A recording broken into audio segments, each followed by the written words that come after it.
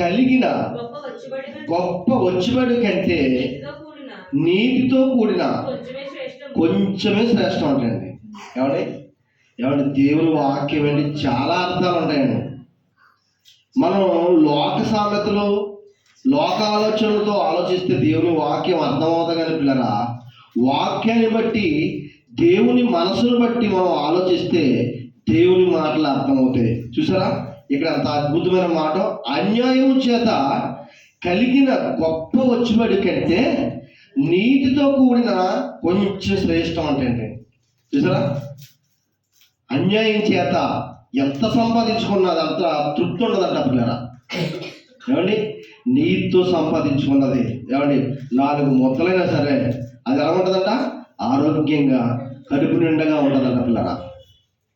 చిన్నప్పుడు తిరణాల్లో ఏమండి మేము కొంతమంది స్నేహితులతో తిరణాలకు వెళ్ళినప్పుడు మాలో ఉన్నవాడు అప్పుడు ఒకడు ఉంగరాలు అడుగుతుంటే ఇంకొకటి ఏం చేశాడంటే ఆ ఉంగరాలు పట్టుకుని వెళ్ళిపోయేవాడు.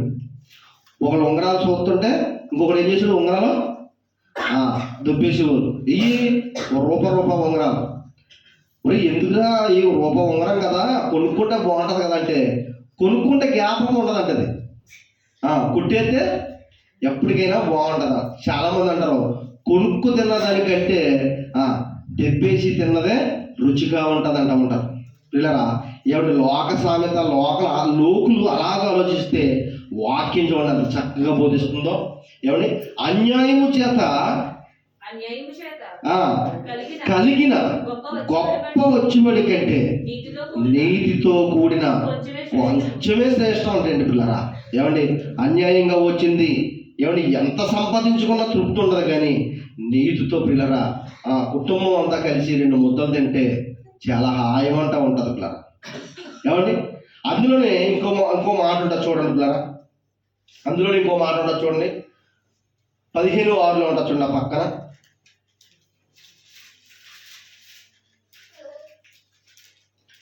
15వ అధ్యాయం 6వ వచనంలో ఉంటుంది చూడండి అక్కడే. 15వ అధ్యాయం 16వ వచనం. అదిగోండి, నెమ్మది లేకుండా. ఏమండి, అన్యాయంతో వచ్చిన సంపాదన అండి నెమ్మది ఉండదండి. ఇక్కడ చూడండి, నెమ్మది లేకుండా విస్తారమైన ధనముండు కంటే. చూడండి, ఈ మాటను బాగా దగ్గర పెట్టి ఆలోచించండి. నెమ్మది లేకుండా విస్తారమైన ధనముండు కంటే యెహోవా యందలి భయభక్తులతో కూడిన కొంచెం కలిగి ఉంటే మేలంటే. వీళ్ళు ఆలోచించారా, అన్యాయంతో సంపాదించిన ఎంత సంపాదన అయినా సరే మన ఇంటికి మంచిది కాదు, మన కుటుంబానికి మంచిది కాదు. చూసారా, యెహోవా యందు భయభక్తులు కలిగి సంపాదించుకున్నది విశ్రాంతిని ఇస్తుందంట. రెండోది మనశ్శాంతిని ఇస్తుందంట పిల్లరా. అది మేలంట మనకి. ఏమండి, పూర్వం కూడా పిల్లరా ఇలాంటి అన్యాయం పనులు చేస్తూ డబ్బులు గడించిన వాళ్ళు ఎంతో మందిని మనం బైబిల్ గ్రంథంలో చూసుకుంటాం. అందులో ఈరోజు ఒక మాటను మనం తెలుసుకుందాం పిల్లలు. తిమోతి రాసిన మొదటి పత్రిక 6వ అధ్యాయం 6వ వచనం చదువుకుంటూ ముందుకు వెళ్దాం. మొదటి తిమోతి రాసిన పత్రిక 6వ అధ్యాయం 6వ వచనం. అదిగోండి, సంతుష్టి సహితమైన, ఎంత బాగుంది చూడండి అన్నమాట, సంతుష్టి సహితమైన దైవభక్తి అంటే. సంతుష్టి సహితమైన దైవభక్తి అంటే పిల్లరా ఏమంటే సంతృప్తి అన్నమాట. దైవభక్తి కలిగిన కుటుంబాలండి సంతృప్తిగా ఉంటాయి. ఏమండి, పెద్ద పెద్ద కోరికలు ఉన్న దాంట్లో ఏం చేస్తారంట, తృప్తి పడతారంట. సంతృప్తి సహితమైన దైవభక్తి గొప్ప లాభసాధనమైనదంట. మనం ఈ లోకంలోనికి ఏమీ తేలకంట, దీనిలో నుండి ఏమీ. అదిగోండి, ప్రతి ఒక్కరు ఆలోచించవలసింది ఏంటంటే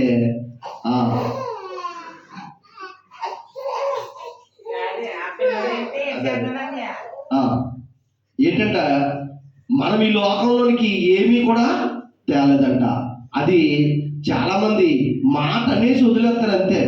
ఏమని, ఏమండి పోతూ ఏం పట్టుకెళ్తామండి మనం ఈ లోకంలోకి ఏం తెచ్చామండి అని నోటి మాటతో అంటారే తప్ప అది మనసులో నుంచి వచ్చింది కాదు పిల్లరా. చూడండి, మనము వచ్చినప్పుడు ఈ లోకంలోనికి ఏమీ పట్టుకురాలేదంట. కానీ దేవుని వాక్యం చెప్తుంది ఇక్కడ, సంతృప్తినిచ్చేది దేవుని వాక్యం అంటారు. తృప్తినిచ్చేది ఏంటంట?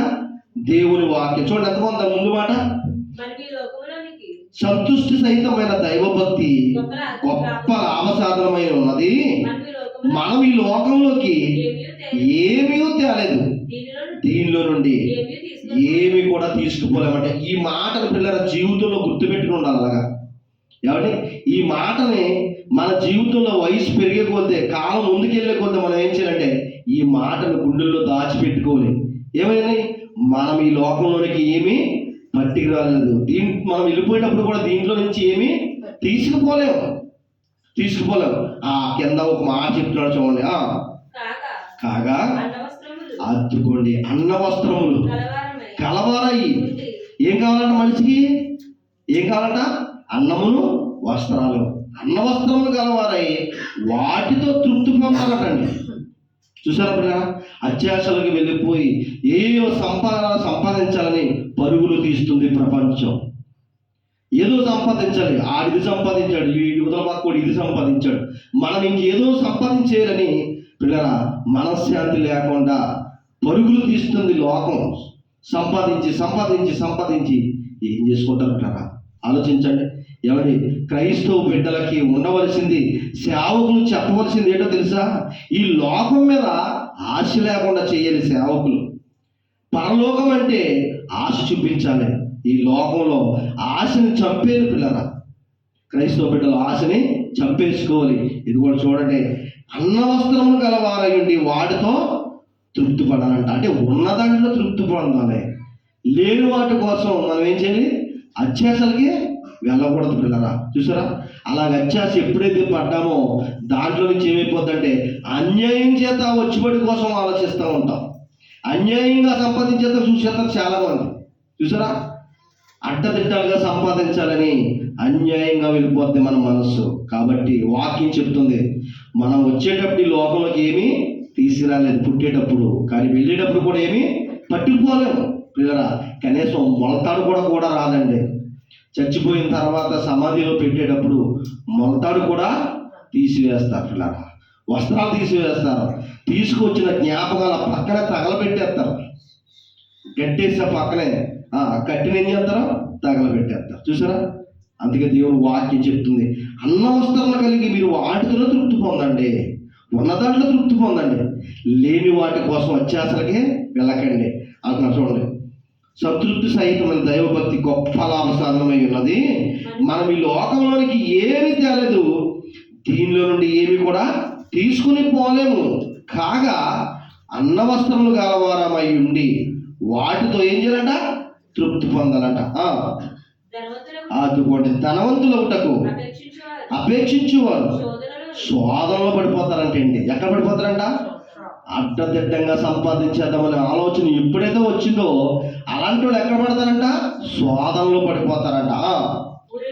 ఉరిలోను అవివేక యుక్తములను హానికరములైన అనేకమైన దురాశలను పడుదురు. అట్టివి మనుషులను నష్టములను నాశనములను ముంచివేయును. ధనాపేక్ష సమస్తమైన కీడులకు మూలము. కొందరు దాన్ని ఆశించారంట, అన్యాయంగా వచ్చిందని ఆశించారంట, ధనాన్ని సంపాదించేసుకోవాలని ఆలోచించారంట, అడ్డదిడ్డాలుగా ఆలోచించేశారంట. అలాంటి వాళ్ళు పూర్వకాలం క్రీస్తు కాలంలో కూడా కొంతమంది ఉన్నారు అని చెబుతూ ధనాపేక్ష సమస్త కార్యములకు కూడా మూలమంట. చూసారా, చూడండి ఎంత బాగుందన్నమాట. ధనాపేక్ష సమస్తమైన కీడులకు మూలమంటండి పిల్లలు. ఆలోచించండి, ఆ యొక్క ఆలోచనే తప్పు అంటండి. ధనాన్ని సంపాదించేద్దాం అనే ఆలోచనే కరెక్ట్ కాదంట పిల్లలు. అందుకే అంటాడు, అన్న వస్త్రములు గలవారా వాటితో తృప్తి పొందాలంట. నేను కొంతమంది సేవకులు చూశాను పిల్లరా. ఏమండి, కొంతమంది సేవకులు చిన్న సేవకులు, చిన్న వాక్యం చెప్పే సేవకులు, వాళ్ళకి ఎక్కడన్నా వాక్యం చెప్పే అవకాశం వస్తే అద్దె కారులు తీసుకుని వచ్చి కుటుంబాలు కూడా ఎందులో వెళ్ళేవారంటే అద్దె కారులో వెళ్ళేవారు. కారు ఏంటది? అద్దెకారు. ఏమండి, మా అయితే పాస్టర్ గారికి ఒక 1000 రూపాయలు వాక్యం చెప్పిన కూడా ఇస్తారేమో, కానీ కారుకి ఎంత ఇవ్వాలి తెలుసా? 3,000 ఇవ్వాలి. వచ్చిందంతా 1000 రూపాయలు, ఇచ్చేదంతా 3,000. చూసారా? అలాగా లగ్జరీ జీవితానికి 10 మందిలో ఆడంబరాలుగా ఉండాలని, మమ్మల్ని గొప్పగా చెప్పుకోవాలని చాలా మంది ఏం చేశారంటే పిల్లరా, లగ్జరీ జీవితానికి అలవాటు పడిపోయారు. వచ్చే రాబడి లేకపోయినా కానీ ఏం చేయాలంట, అందరిలో గొప్పగా బతకాలి, గొప్పగా ఉండాలి. ఏ ఉండటమే కాకుండా పిల్లలు కూడా అదే నేర్పుతూ ఉంటారు. ఆలోచించండి పిల్లరా, ఇది కరెక్ట్ కాదు. ఇది వాక్యం చెప్తుంది. అన్న వస్త్రములు గల వారయ్యండి, వాటితో తృప్తిపడండి. కుటుంబం అంతా కలిసి కూర్చొని భోంచేయండి, కుటుంబం అంతా కూర్చొని ప్రార్థన చేసుకోండి, దేవుని యందు భయభక్తులు కలిగి ఉండటం మేలంట పిల్లరా. ఆలోచించండి. ఏమండి, ఇలాంటి మాటలు ఎంత గొప్ప మాటలండి. ఏమండి, ఇలాంటివి మర్చిపోకూడదు పిల్లరా. గుండెల్లో దాచుకోవాలి మాటలు. చూడండి, ఇంకా అలాంటి వాళ్ళంట పూర్వం కొందరు దాన్ని ఆశించి విశ్వాసం నుండి తొలగిపోయి నానా బాధలతో తమ్మును తామే పొడుచుకున్నారటండి. దేన్ని నమ్ముకుని? ధనాపేక్ష, లోకాశలు, లోకంలో ఉన్న కోరికల కోసం, లగ్జరీ జీవితం కోసం డబ్బుని ఆశపడి అడ్డదిడ్డాలుగా డబ్బు సంపాదించాలని పిల్లరా విశ్వాసం నుండి ఏమైపోయారంట?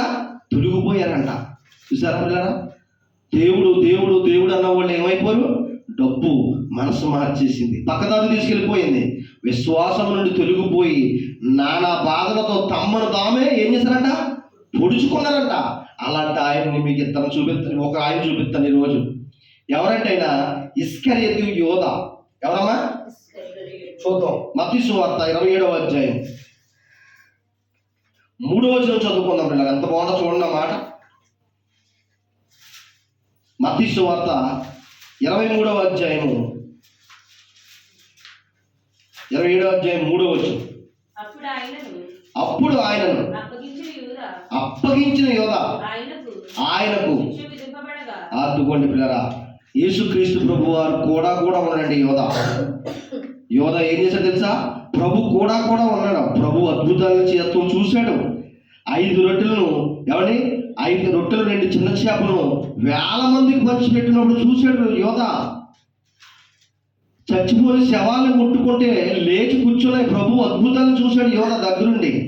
కానీ అలాంటి ప్రభుని చూసినప్పుడు కూడా గుండె ఏమైంది? కరగలేదు. రాయిగా మారిపోయింది తప్ప కరగలేదు. అలాంటి యోధ ఏమండి 30 వెండి నాణాలకి ప్రభు నమ్మేసాడు పిల్లరా.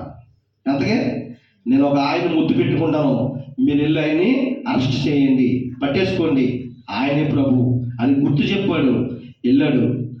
ప్రభుని ఏం చేశాడు? పట్టించేసాడు పిల్లరా. చూడండి, ఇప్పుడు జరుగుతున్న సందర్భం చూడండి ఎంత బాగుందో. అప్పుడు ఆయన అప్పగించిన యోధ ఆయనకు అదుగోండి యేసుక్రీస్తు ప్రభు వారిని శిక్ష విధించుట చూచి పశ్చాత్తాపడ్డట్టు ఏడ్చాడంట. ఎప్పుడు?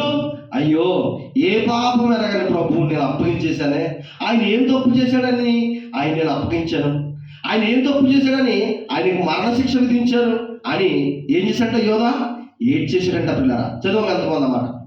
ఆ 30 వెండి నాణాలను ప్రధాన యాజకులు ఎత్తుకును, పెద్దల ఎత్తుకును మరలా తెచ్చాడంటే అండి. ఏం చేశాడంట?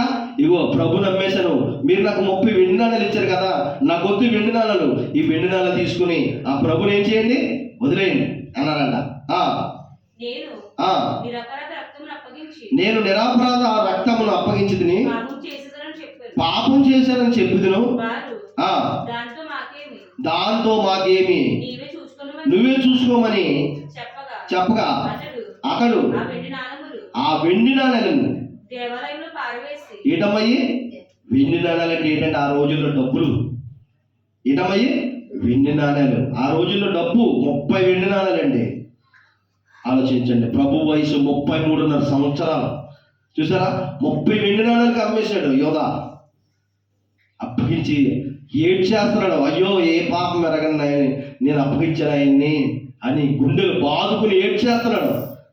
ఏమంటే చాలా మంది ఒక సామెత చెప్తారు, చేతులు కాలేక ఆకులు పట్టుకుంటే ఏం ప్రయోజనం అంటారు. అలాగా పిల్లరా, యేసు ప్రభుని అప్పగించిన తర్వాత కొళ్ళు మన ఏడుస్తున్నాడు. ఏడ్చి ఆ వెండి నాణాలు విసిరేసాడంటండి. చదువు. అతడు ఆ వెండి నాణేలు దేవాలయంలో పారవేసి ఏం చేశాడంట? ఆ వెండి నాణేల్ని ఇసిరేసాడంట. పోయి ఏం చేశాడంట? ఉరి పెట్టేసుకున్నాడంటండి. ఇందాక మనం చదివిన చూసారు తిమోతి పత్రికలో. ఏమండి, ఎవరైతే ధనాన్ని ఆశపడతారో సోదరులను ఉరిలో పడిపోతారంట. ఇదిగో ఉరిలో పడిపోయాడు. ప్రభుని అప్పగించి కొళ్ళు అని ఏడ్చేసి ఏం చేశాడు? వెళ్ళి ఉరి పెట్టేసుకున్నాడంట. ఉరి వేసుకుని చచ్చిపోయాడంట పిల్లరా. ఏమండి, ఉరి శిక్ష అలాంటి వాళ్ళకి వేస్తారో తెలుసు అసలు? ఏమండి, ఎంతో పెద్ద నేరం చేస్తే ఉరి శిక్ష వేస్తారండి. చిన్న చిన్న ఇంటికి ఉరి శిక్ష వేయరు. అతను చేసిన దానికి తట్టుకోలేకపోయాడు. నిరాపరాధుని నేను అప్పగించేశానే అని ఏడ్చి గుండెలు బాదుకుని జీర్ణించుకోలేకపోయాడు. పిల్లరా ఆలోచించండి. ఏడ్చి ఏడ్చి ఏడ్చి తట్టుకోలేక ఏం చేశాడంట? ఉరి పెట్టేసుకున్నాడంట. ప్రధాన యాజకులు ఆ వెండి నాణ్యాలు తీసుకుని ఇవి రక్త క్రయదము కనుక వీటిని రక్త క్రయదము కనుక వీటిని కానుక పెట్టెలో వేయకూడదని చెప్పి కాబట్టి వారు ఆలోచన చేసి వాటినిచ్చి పరదేశులను పాదు పెట్టుటకు కుమ్మరి వారి పొలాన్ని కొన్నారంటే అండి బాబు. ఎవరు పొలాన్ని కొన్నారట అమ్మా? కుమ్మరి వాళ్ళ దగ్గర ఒక పొలాన్ని కొన్నారంట. ఎందుకంట పొలం అమ్మా? ఎందుకు? ఆ డబ్బు అతనికి ఎందుకు ఉపయోగపడింది? యోధాన్ని కప్పెట్టడానికి ఉపయోగపడింది. చాలా మంది అంటారు కదా, ఒరే నీ దినం చేసుకుంటావా అంటా ఉంటారు మన వాళ్ళు. కోపంలో అన్న మాట అయినా కానీ మంచి మాట అంటారు. ఏమని? అది నీ దినం చేసుకుంటావా, నీ దెబ్బ మీద చూసుకుంటావా అంటా ఉంటారు. ఆ డబ్బు ఏం చేశాడంటే ఇప్పుడు అమ్మా చచ్చిపోయిన శవాన్ని కప్పెట్టడానికి ఉపయోగించారంట డబ్బు. చదువు ఎంతమందన్నమాట. కాబట్టి వారు ఆలోచన చేసి వాటినిచ్చి పరదేశులను బాధ పెట్టుటకు కుమ్మరవాని పొలాన్ని కొనిరి. అందువలన నేటి వరకు ఆ పొలము రక్తపు పొలం అంటే. ఎప్పుడైనా విన్నారా ఈ పేరు అమ్మ? ఎప్పుడైనా వెళ్ళారా మీరు ఇలాంటి పనిలోకి? ఏ పొలం అంటది? రక్తపు పొలం అంట. వరిసేను పొలం తెలుసు మనకి, గోధుమ పొలం తెలుసు, ద్రాక్ష తోట పొలం తెలుసు. అది ఏం పొలం అంటది? రక్తపు పొలం అంట. దానికి ఒక పేరు పెట్టేశారు. ఏంటంటది? రక్త భూమి, రక్తంతో తడిసిన భూమి. ఆలోచించండి పిల్లరా. అందుకే అన్న వస్త్రములు కలవారాయి. కొద్ది అన్నం తినేసి ఎవడి ఉన్న వస్త్రాలు కట్టుకుని పేడ మాయమంట ఇంట్లో పడి ఉండి దేవుణ్ణి ప్రార్థిస్తే అంతకంటే ఏం కావాలండి? అదే భాగ్యం అని చెప్తున్న వాక్యం. నీ కుటుంబం, నీ భార్య, నీ పిల్లలు సంతోషంగా ఉండి యెహోవా దేవుని సేవించడం, యేసుక్రీస్తు ప్రభు వారిని నమ్ముకోవడం, ఇదే మీకు భాగ్యం అని చెప్తుందండి వాక్యం. ఆలోచించండి. అన్యాయంగా అక్షరంగా తప్పుడు దారులు తొక్కే వాళ్ళకి ఏమి ఎదురవుతుందంట? ఉరి, శోధనలు, శ్రమలు, ఇబ్బందులు. ఆలోచించండి. ఇలాంటి భయంకరమైన శోధనలో ఉరిలోకి వెళ్ళిపోడి యోధ నేను అన్యాయంగా ప్రభుని అప్పగించడానికి గుండెలు బాదుకున్నా కానీ విడుదల చేయలేదు. మాకెందుకు ఈ డబ్బుకి నువ్వు ఏదో చేసుకొని పాడేస్తారు.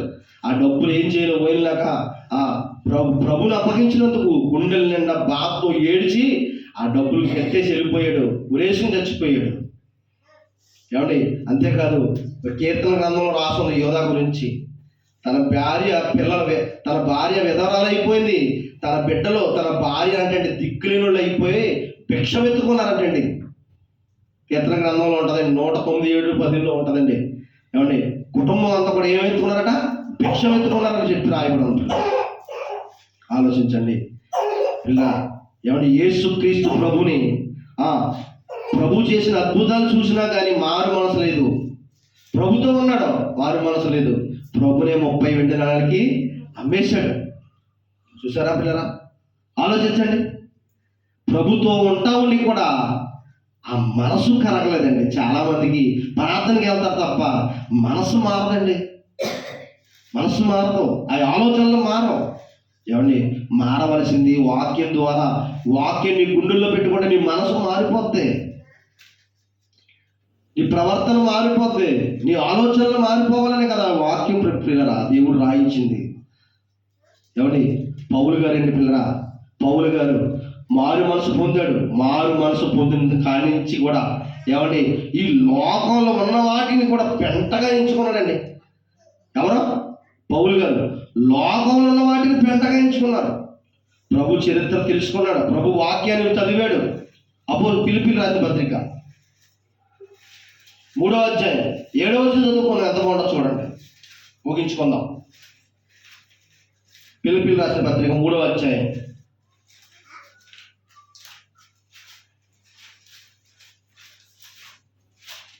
ఎంత బాగుంటుందో చూడండి. 3వ అధ్యాయం 7వ వచనం పిల్లరా.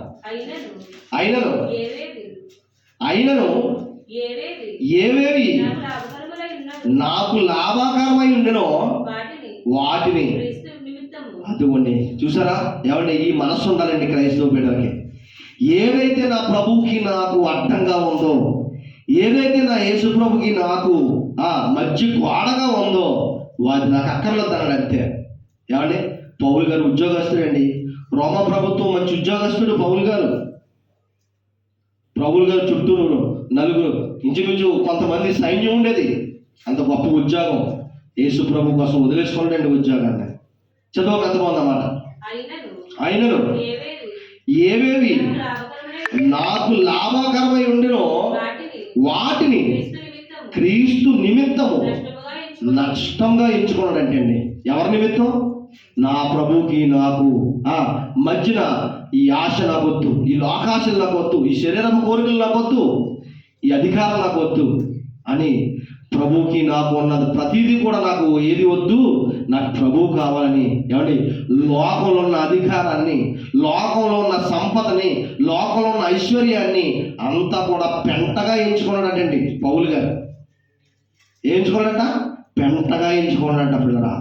లోకంలో ఉన్న సంపద, లోకంలో ఉన్న ప్రతిదీ విలువైంది కూడా నాకు అక్కర్లేదని చెప్పి నా ప్రభు ఉంటే నాకు చాలన్నాడండి. ఎంత బాగుంది చూడండి ఈ మాట. చదువు ఎంత బాగుందో.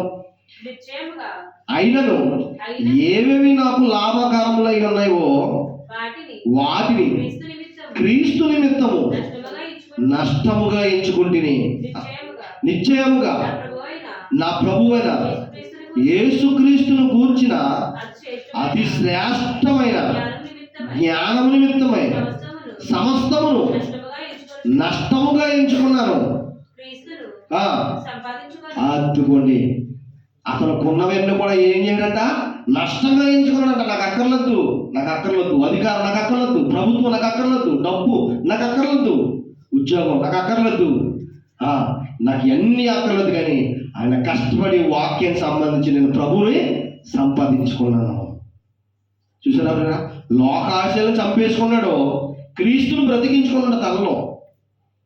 ఏమండి, కానీ యోధ పిల్లరా యేసుక్రీస్తుని అప్పగించేశాడు. లోకాశలు కోరుకున్నాడు, డబ్బును కోరుకున్నాడు. కానీ ఆ డబ్బు వల్ల ఏమొచ్చింది? మరణం వచ్చింది. ఆ డబ్బు ఆ సమాధికి ఉపయోగపడింది తప్ప అతనికి ఉపయోగపడలేదు. చూసారా, బ్రతికుండగా ప్రభుతో తిరుగుతూ ప్రభునే అమ్మేశాడు యోధ. ఆలోచించండి, ప్రభు నమ్మేసి మరణాన్ని తెచ్చుకున్నాడు, చావును తెచ్చుకున్నాడు, ఉరిపోసుకుని చచ్చిపోయాడు. కానీ పౌలు గారు అంటున్నాడు, నాకున్నవన్నీ కూడా పెంటగా ఎంచుకుంటున్నాను, ఈ లోకాశలన్నీ నాకు వద్దు, నా ప్రభు నాకుంటే చాలని ప్రభుని సంపాదించుకున్నాడు. అన్నారా, ఆలోచించండి, ఇద్దరుకున్న తేడా ఏంటో మీరు ఆలోచించుకోండి. ఈరోజు క్రైస్తవ సంగమా, మీరు ఎవరిలాగున్నా మీ స్వభావాలు, మీ ఆలోచనలు ఎలాగుంటున్నాయి? ఇస్కరియోతు యోధలాగా ఉంటున్నాయా? పౌలు వలె క్రీస్తును సంపాదించుకున్నాను, లోకమంతా పెంటగా ఎంచుకున్నాను అని నువ్వు పౌలు గారి బాటలో నడుస్తున్నావా? ఆలోచించండి పిల్లరా. సమస్తమును పెంటగా ఎంచుకున్నా. అసలు పౌలు ఆలోచనలు ఎంత గొప్పగా ఉన్నాయి చూడండి పిల్లరా, ఆలోచించండి. ఏమండి, క్రీస్తుని 30 ఎండు నెలలకు అమ్మేసుకుని గుండెలు బాదుకుని తట్టుకోలేక ఉరిపోసుకున్నాడు యోధ. ఆలోచించండి పిల్లరా. ఎవరి దేవుని కోసం బ్రతకపోతే పరలోకం ఎవడండి? ఈ లోకంలో ఉన్న సంపదంతా అనుభవిస్తూ, ఈ లోకంలో ఉన్న సారాన్ని అనుభవిస్తూ దేవుని కోసం బ్రతకపోతే పిల్లరా పరలోకం రానబడండి. ఆలోచించండి. ఇదిగో పౌలు గారు క్రీస్తు కొరకు సమస్తము నష్టంగా ఎంచుకున్నాడు. చావు అయితే లాభం అంటున్నాడండి. బ్రతుకుంటే క్రీస్తే, నేను బ్రతుకుంటే వాక్యాన్ని ప్రకటిస్తాను, ఒకవేళ మరణం వచ్చిందా నా ప్రభు దగ్గరికి వెళ్ళిపోతాను అంటాడండి. అబ్బా, అలాంటి ఆలోచన కలిగి ఉండాలండి. బ్రతుకుంటే క్రీస్తే, చావు అయితే లాభం. నేను లోకంలో ఉన్నవన్నీ నష్టంగా ఎంచుకున్నాను, నా ప్రభుని సంపాదించుకున్నాను, నాకు ఇది చాలు అంటున్నాడండి. అలాంటి ఆలోచనలతో ఉండాలి పిల్లలు. మనం గుండెల్లో వాక్యాన్ని నింపి ఇలాంటి విలువైన సంగతులతో మనం జీవితాన్ని సరి చేసుకోవాలి, మన ఆలోచనలు సరి చేసుకోవాలి, మన ప్రవర్తన సరి చేసుకోవాలి పిల్లరా. ఆలోచించండి, క్రైస్తవులకు ఉండవలసిన మనసు క్రీస్తుకు కలిగిన మనసు వలె ఉండాలి. పౌలుకు ఉన్న మనసు ఎలాగైతే ఉందో అలాగ ఆలోచించాలి పిల్లరా. కాబట్టి ఈ మాటలు మీ వినికిడిలో దీవించబడాలని క్రీస్తు నామములో మీ అందరినీ కూడా మంచి మనసుతో ఆలోచించమని ఆలోచిస్తూ ఈ మాటలు చెప్తూ, ఈ మాటల మీ వినికిడిలో దేవుడు దీవించును గాక. ఆమేన్.